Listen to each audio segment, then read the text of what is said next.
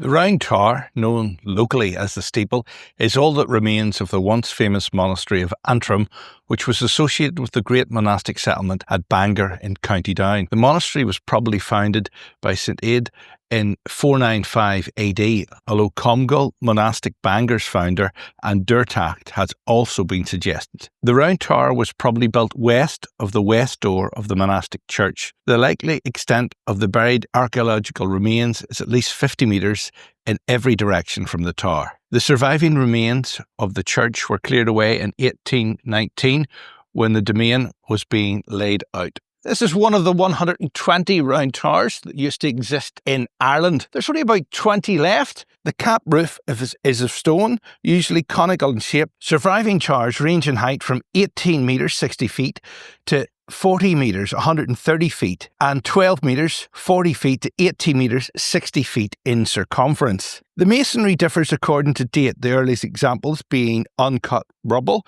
while later ones are neatly joined stonework. Within, there are two or more floors, or signs of which were floors existed, usually of wood, and it's thought there were ladders in between. The windows are high up. The lower portion is solid masonry with a single door raised 2 or 3 metres above, often only accessible by a ladder. The ancient name of the site was Ontrove, meaning single dwelling or one tribe. Later the name Ontrove was reinterpreted as Antrim, single ridge. That's the accepted modern name for the county and the town. The Annals of Ulster tells us that the monastic site was destroyed in 1018 and finally burned to the ground in 1147. The Round Tower itself is 28 metres tall and was built mainly of basalt in the 10th or 11th century.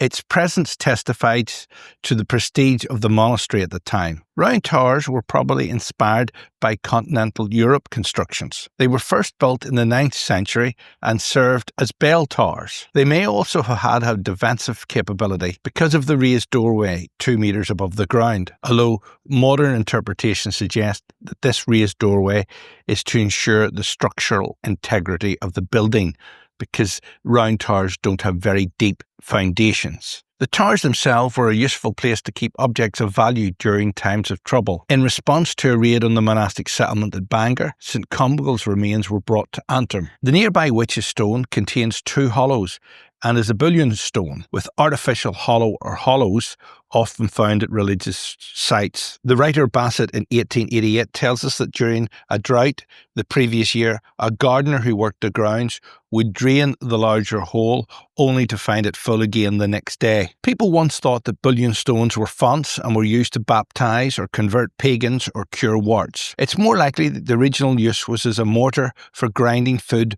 or medicinal herbs. Folklore here tells of a witch who jumped from the summit of the Round Tower to express her dissatisfaction over its construction. She apparently landed on a large stone, leaving in the stone the impressions of her knee and elbow. However, the witch must have glided some of the way, as the stone was originally positioned over 100 metres from the tower.